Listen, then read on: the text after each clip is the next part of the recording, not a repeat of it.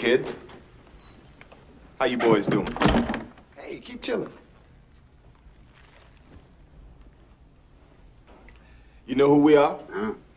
Jehovah's Witnesses, maybe? We're associates of your business partner, Marcellus Wallace. Now, let me take a wild guess here. You're Brett, right? Yeah. Be red. I thought so. You remember your business partner, Marcellus Wallace, don't you, Brett? This is embarrassing because I'm really not that good with names. Looks like me and Vincent caught you boys at breakfast. Sorry about that. What you having? Hamburgers. Hamburgers! The cornerstone of any nutritious breakfast. What kind of hamburgers? Cheeseburgers. No. Where'd you get them? McDonald's, Wendy's, Jack in the Box, where? Big Kahuna Burger. Yup. Big Kahuna Burger. That's that Hawaiian burger joint. I hear they got some tasty burgers. I ain't never had one myself. How are they?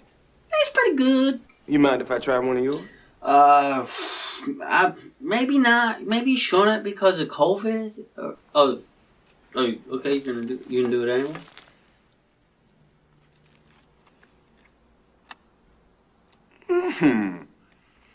This is a tasty burger.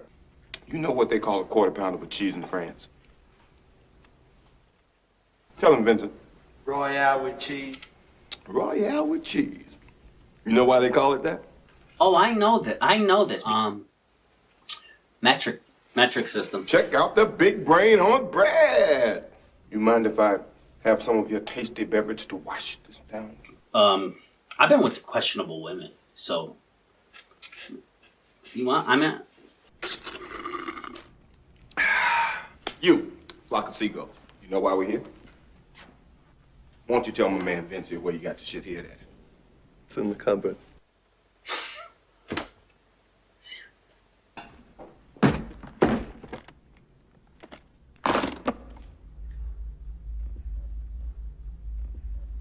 We happy? Yeah, we happy.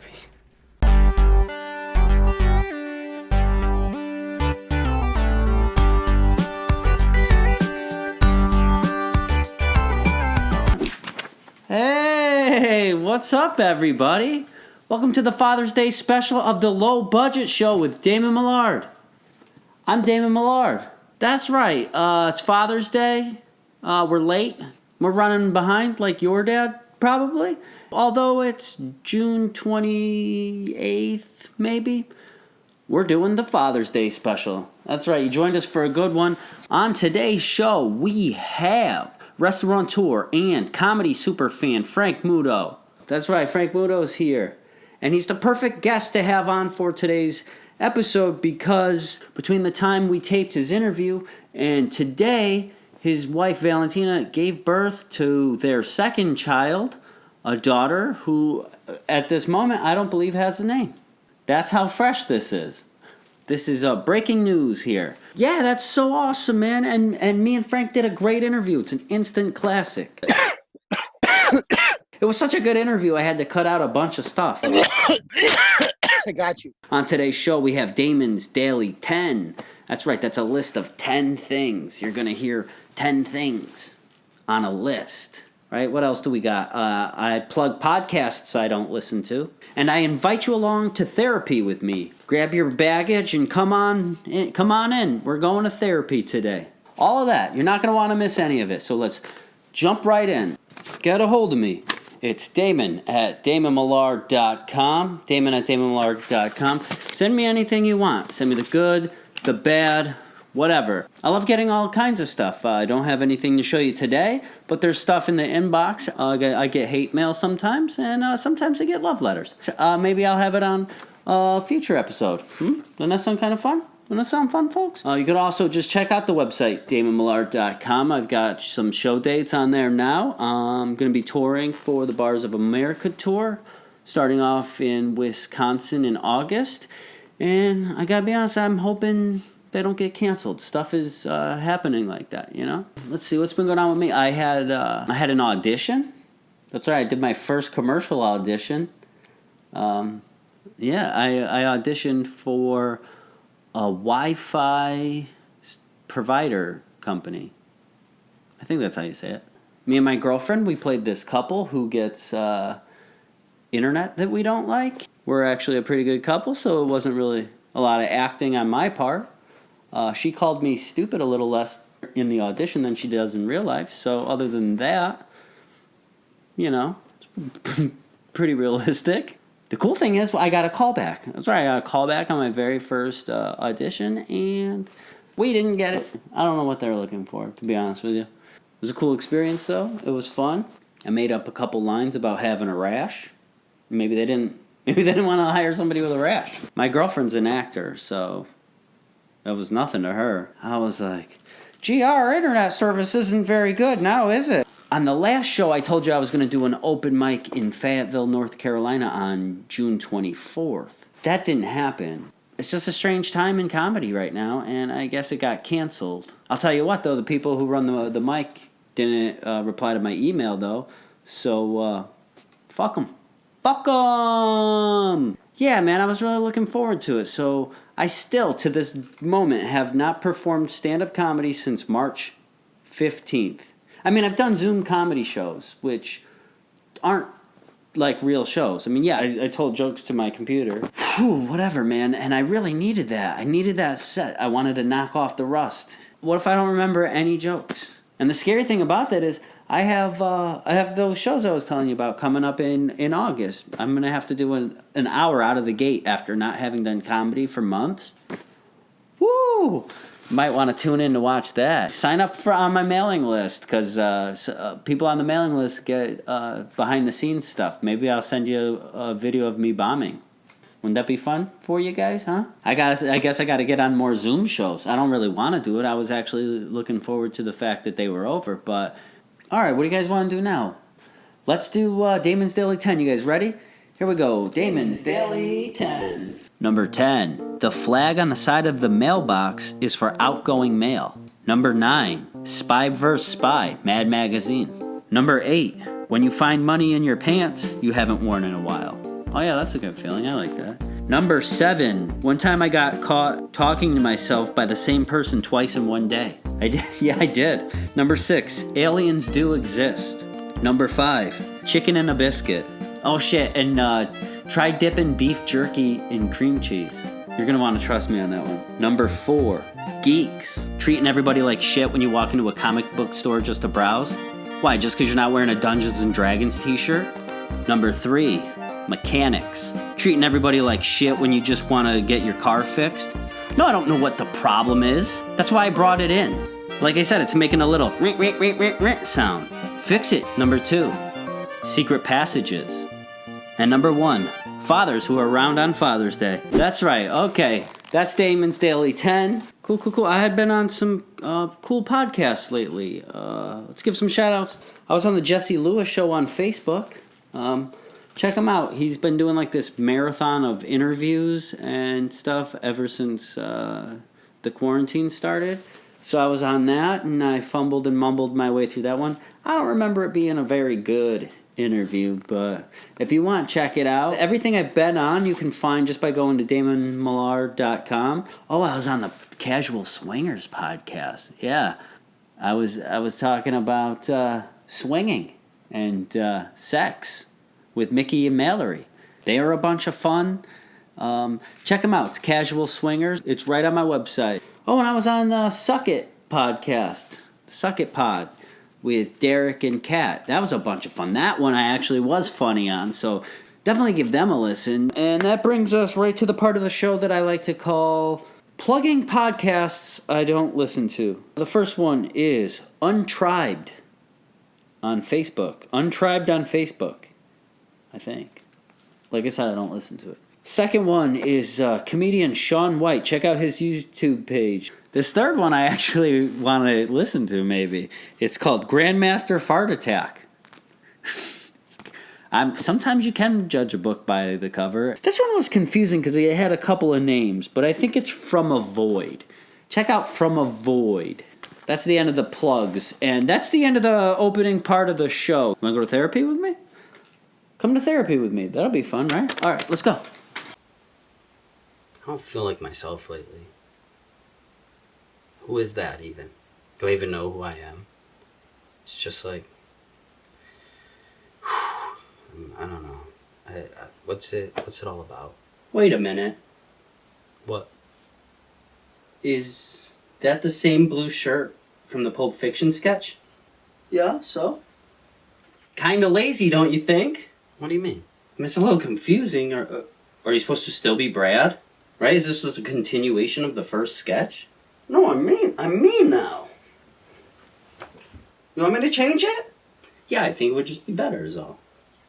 Fine. God damn it. Fuck. I'm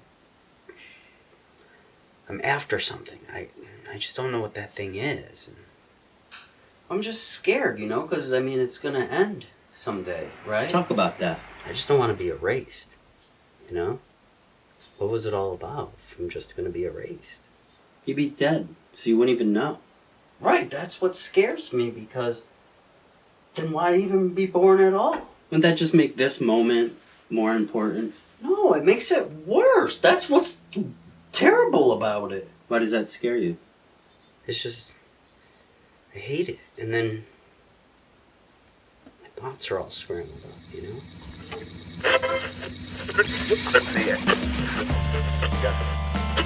That's how you make tuna puttanesca. But I'm not ready to be a dad yet. Well, you don't like the feel of condoms. You should learn a trade.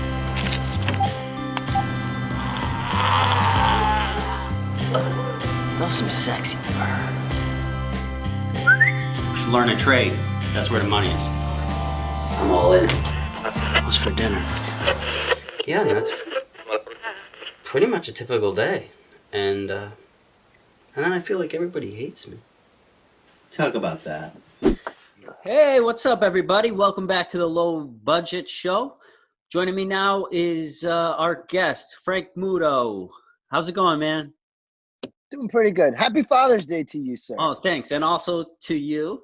Thank you. You have a son now, right? That's right. That's right, man. Chiama? Lui Gianfranco Cesare Muto. Il ragazzo più forte che esiste. Oh, yeah. Puerto Rican. That's right. Okay, cool. No, but there's big news, right? There's big news in the way of fatherhood, right? Oh, yeah. I'm going to be a father of two any moment now, you know. Any moment. My poor wife is upstairs waddling around in misery. Her due date is, I think, in 3 days. 3 days. Hey, if it happens like that. during this interview, you're gonna get it. You're gonna go up there with your phone, right? You're not gonna. That would be rude. That would be rude. I'm definitely going to show you what's going on. Yeah, that'd be rude. You guys can come with me to get towels so we can start, cleaning up all the water. So, yeah. Yell at my son to stop touching it. Have you ever seen a woman just before she's about to give birth? The rumbles in the stomach and everything? Dude, that's some scary shit. I'm a dad. You are? Oh, yeah. To many, many unknown children. Yeah, well, there's one that I do know about. Really? Yeah. Dude, I didn't know that you knew. Okay, tell me. Yeah. Oh, I know. I write a check every month. You see him this year too, or not yet? You made an appointment. It's a girl. No, I haven't seen her. Okay. I haven't seen her in a little while. She lives in upstate with her mom. And I've been stuck in how upstate? How Binghamton. upstate? Binghamton. Well, that's truly upstate for any New Yorker out there. We know that is more the upstate region. Yeah, you're technically considered upstate. What a bunch of bullshit. I am not. I'm 45 minutes away from Manhattan. How the hell is that upstate to anything? It's upstate to New Jersey. That's it. No, trust me, I know, because I'm from Binghamton, and every time somebody says they're from upstate, and I'm like, where? And they say like Newburgh or something, and I'm like, that's not upstate. You know what I mean? Newburgh, huh? What were you going to get? Some meth? Yeah. There's a buddy of mine who lives in Newburgh, said he used to go to this weed house all the time, and somebody died in the hallway, and all week they stepped over the guy. That's fucked up. No one wants to call the cops there. You know what I mean? They just left this dead body in the hallway of not even a crack house, a weed house. Anyway, we got off subject. Yes. So. Yes. Excuse me. So you got a name picked out? We're both fighting on a name. She has one name. I have another name. And both have strong meaning. And we're trying to figure it out. She loves the name Gaia. You know, it's a Mother Earth, very strong name, and she's just in love with it. And I agree, I love the name too. But I've never heard for of it. some reason, really? Yeah, sounds. Right, you never watched Captain Planet?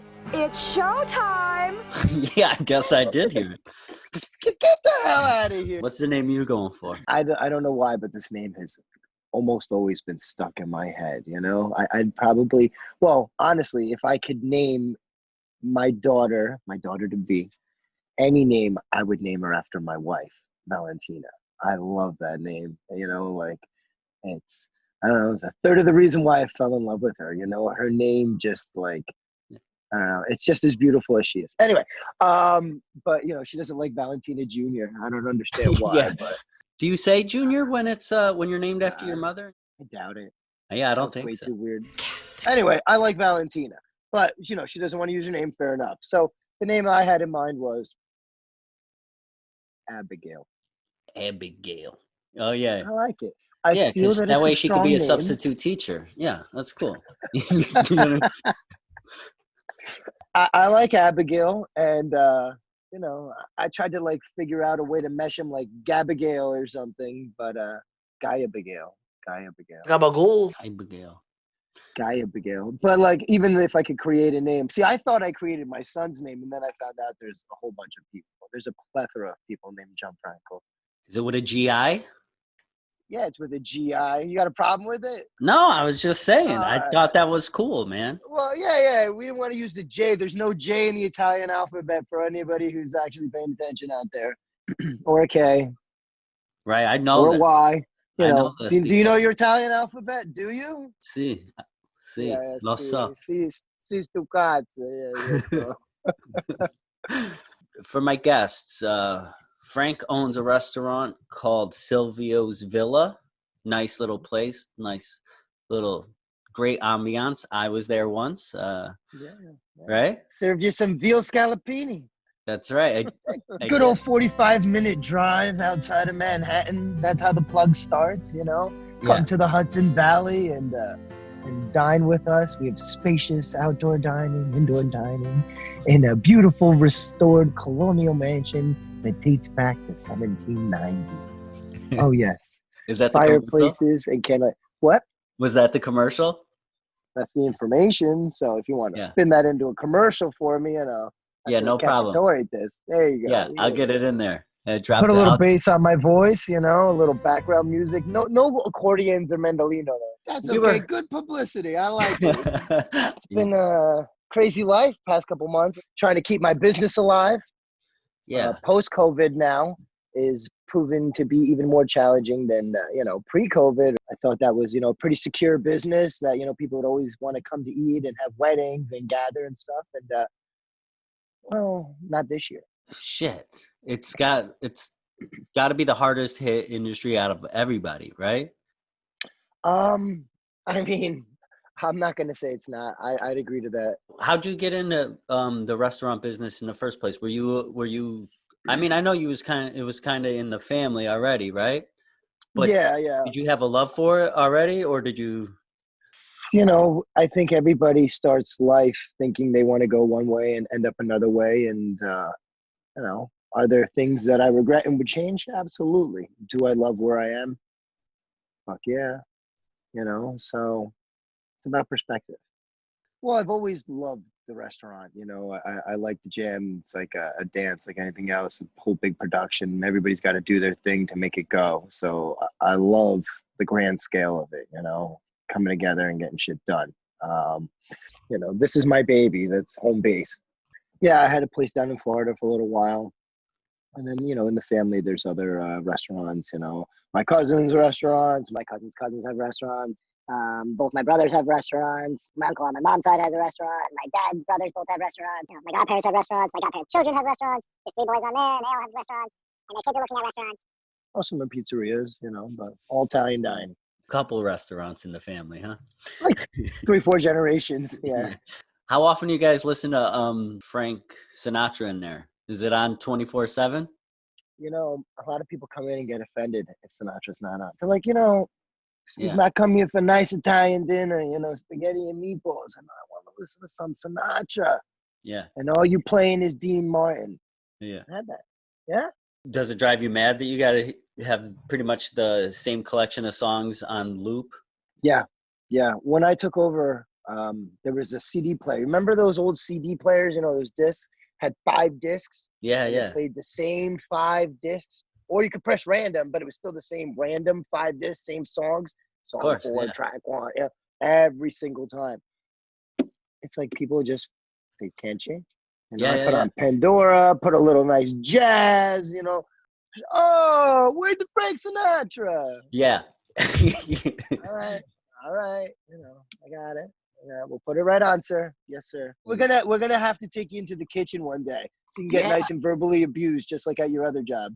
Yeah, I'd love to do this in person. COVID is making. I've never done Zoom interviews for this show before, but I'd love to do this in person and have you. What the fuck is a Zoom? Videos. Huh? What's a Zoom? This is Zoom. What we're doing is Zoom. There it is. Oh, you know what it is? I switched out this damn camera. Oh. See, I love getting old and doing technology. It's always the best. You know, I'm getting so good at it as I get older. I squint through everything in life now. I had to get glasses, man. Yeah, you keep thinking it's not. I squint. I have a squinting problem. That's why when I met Gilbert Godfrey, I could see him perfectly. What a gentleman. Oh yeah, you had Gilbert up at your restaurant. How'd that go? One of the most amazing experiences in my life. It was humbling, and I can't believe he was in my building, you know, like, holy shit. So it's one thing to walk into, again, the world famous Comedy Store or Dangerfields, you know, back in the day, and like seeing these people, because again, you're going to a big city.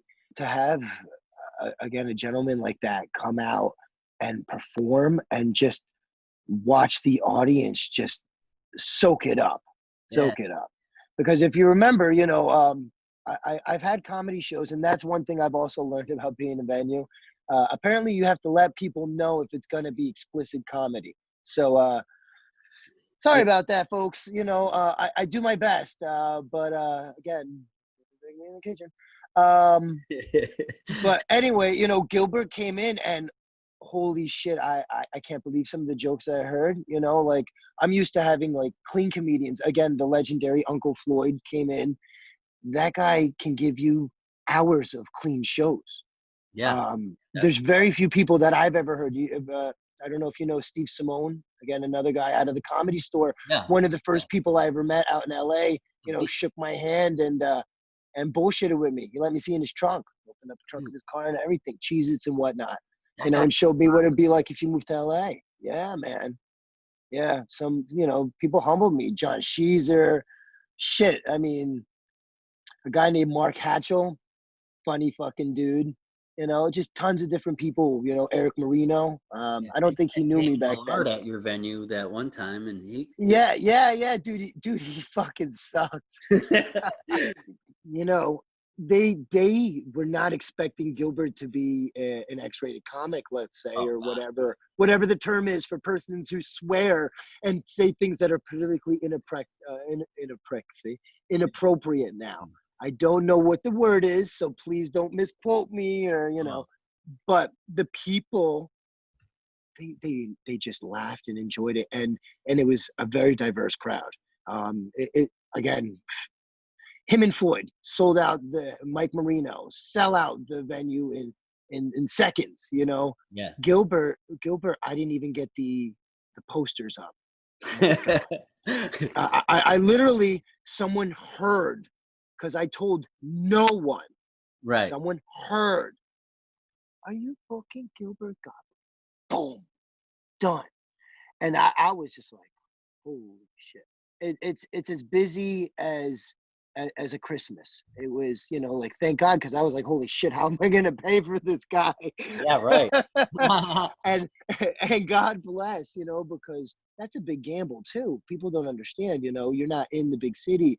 I love comedy so much that, you know, I try to put my restaurant and reputation on the line so people can come out and practice their craft. You know, to watch comedians like that just blast it away is amazing. And I've seen some of the funniest people all taking a shot at my bar. holy shit. Yeah, You know? I know. That's got to be the coolest thing, you know? But you know what? It was a learning experience and a humbling experience, number one. Huge. Oh yeah, dude. I've always been a big fan and a supporter of comedy. You know, I got the venue, so I try to do that. Who was your first comedy love? Who was your like? Really? Oh, see, this is where I went wrong. Sam Kinison. Yeah. Someone threw a CD on the ground, and I was like, "What the hell is that?" Boom, and then see, Sam Kinison would be the first name that stuck out. Probably the first comedian that I watched would have been like anything Richard Pryor. Sure, yeah. It's the early '80s. He was on TV. Eddie Murphy, obviously, came after that, but like Richard Pryor, Sam Kinison. Milestones of comedy were the first people. Holy shit, dude. There's a ghost in here. That was fucked up. Did you hear that? Did you hear that? Yeah. That was so bizarre. Well, anyway, Kinnison. So, like, I just feel like he's so underrated. It's probably just because he wasn't around long enough to get even more material out, or maybe his shtick was just that and he hit it. I don't know. He made me laugh. He definitely opened me up to understanding that, like, you can laugh about anything. But it was, I just loved that, like, raw. People talk about anything, First jokes I heard were about Sally Struthers and jokes like that. You're even afraid to talk about him now. So, but you ever watch any of Kinison? Yeah, man, of course. The desert joke. That's like that's the best. Yeah. The beauty of it is. That's how I learned that I had accents in culture, Sorry. The beauty. The beauty of saying Kinison. There you go. When someone can tackle something that's super dark, they're smart enough and funny enough to make it funny. You know what I mean? And that's really where it lives. And it's a very small window to live in, where you could take whatever. Take the worst of the worst and flip it, and I feel like it's becoming a lost. We're losing it. You know what I mean? Because everybody has to step on eggshells and stuff. The moral of the story is be able to laugh even in times of real darkness. Yeah. Because that's how you get back to the light. Hello. That's what it's all. I feel like that's the whole power behind comedy is to make awful shit okay. Oh my God, have I got one for you. So we just opened up, right? And obviously, I guess this is the Father's Day show. We haven't talked about our kids at all. So perfect Father's Day show. Yeah. Anyway. My daughter thinks I'm still getting a pack of cigarettes. So,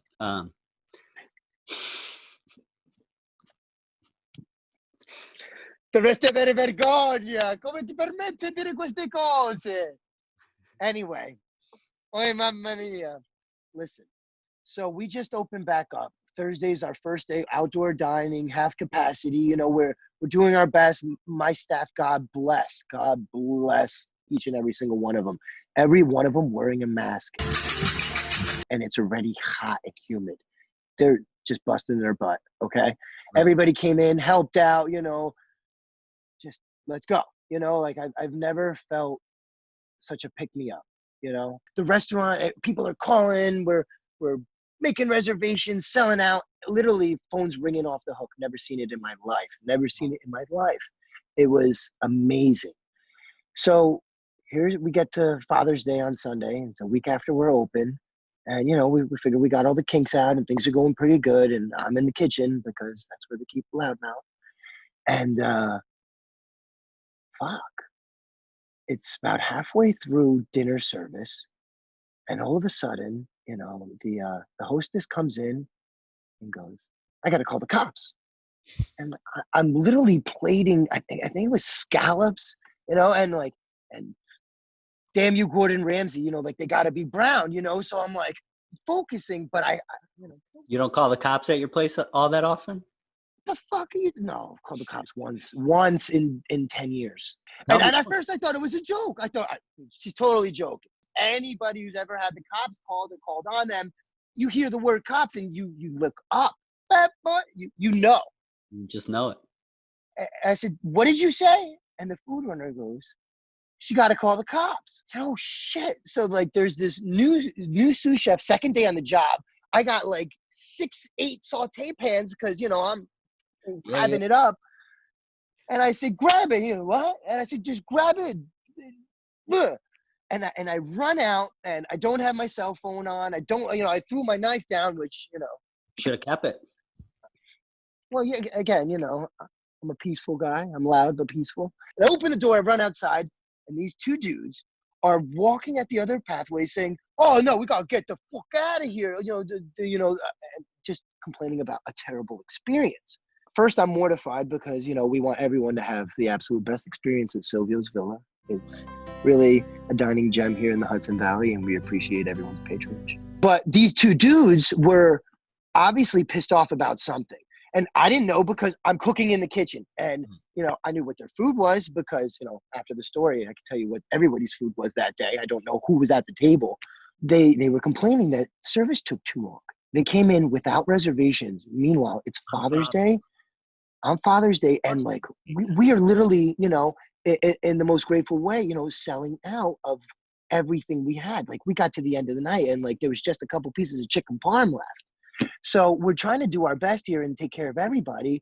And it's like middle end of the dinner service and these guys are pissed off. I mean, again, to walk out and not want to pay your bill. So the hostess, God bless her, says, I'm calling the cops. Right. And she turned into like this, you pay.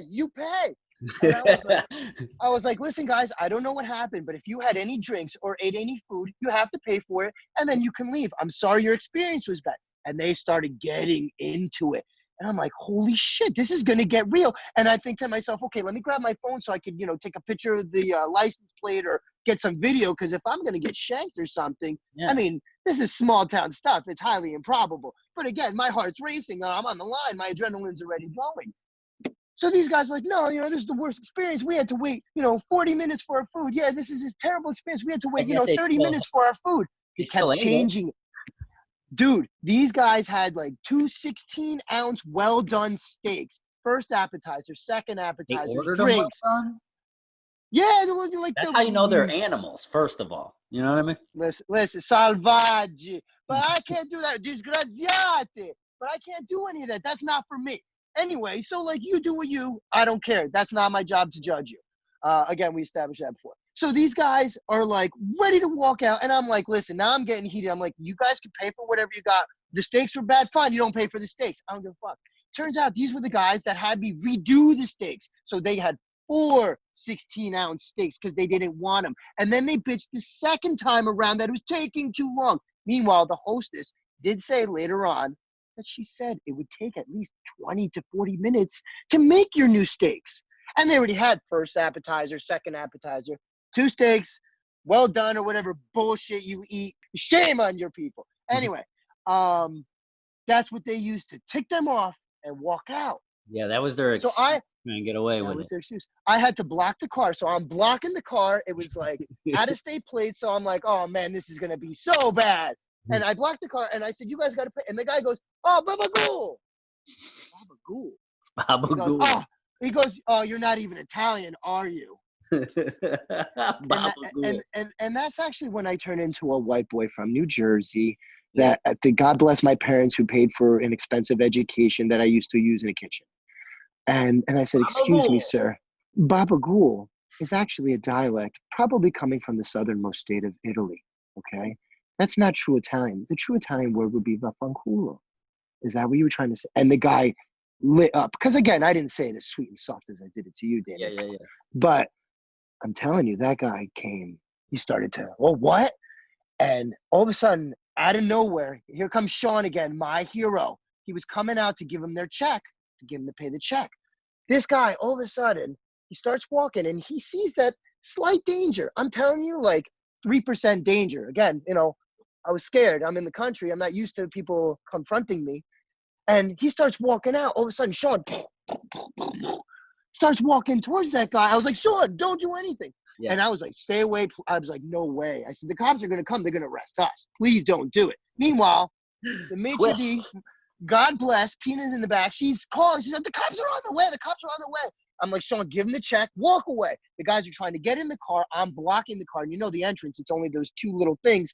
By that point, I'm backing up to the freaking highway where I'm getting ready to block their car from leaving. Dude, it was like almost a $200 check. Pay your I'm fucking like, bill, dude.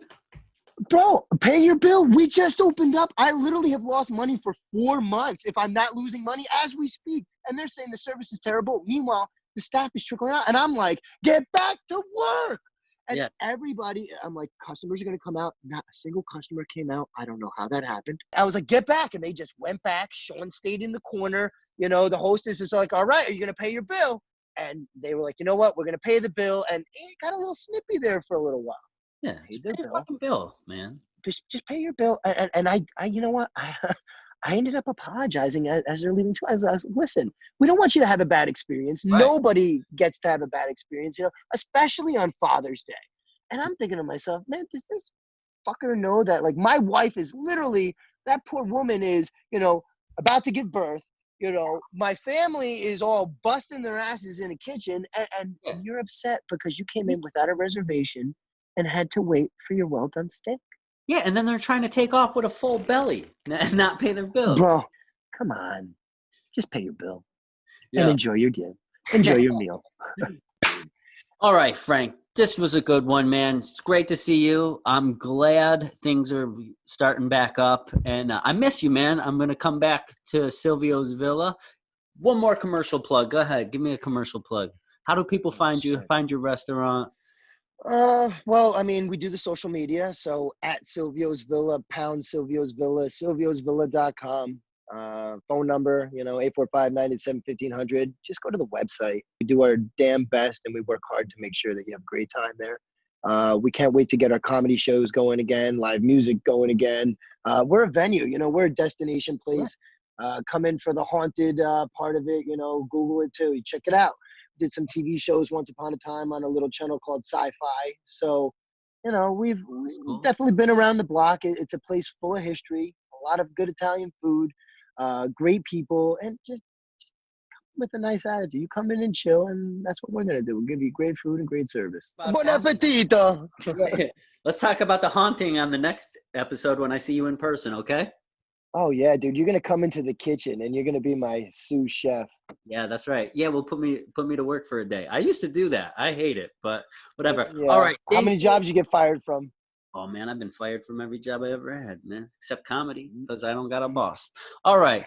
Thank you, guys. Thank you, Frank. We'll see you next time. That's the Low Budget Show. Thank you guys so much for joining me. I love you guys. We'll see you next time. All right. Bye.